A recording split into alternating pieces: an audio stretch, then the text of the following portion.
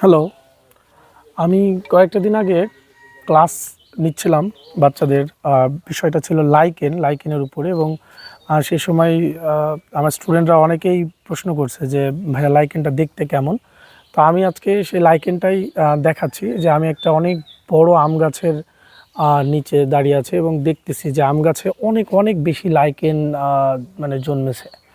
তো এই হচ্ছে সেই লাইকেন যেগুলোকে দেখতে আসলে কিছুটা সাদা কিংবা সবুজ সাদা মনে হয় দেখতে।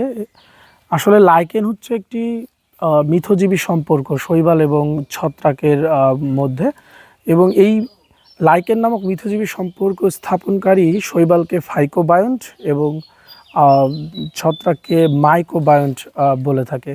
এবং এই এমন একটা সম্পর্ক যে মিথজীবী সম্পর্কে শৈবাল এবং ছত্রাক দুজনেই উপকৃত হয়।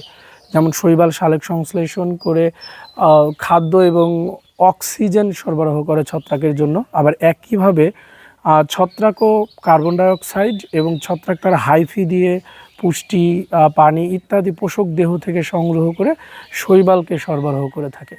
তো এই হচ্ছে শৈবাল এবং ছত্রাকের সমন্বয়ে গঠিত এক ধরনের মিথজীবী সম্পর্ক, যাকে লাইকেন বলে। এটা আমি আরও কাছে থেকে একটু যদি দেখানোর চেষ্টা করি তাহলেই বুঝতে পারবেন যে লাইকেন আসলে দেখতে কীরকম।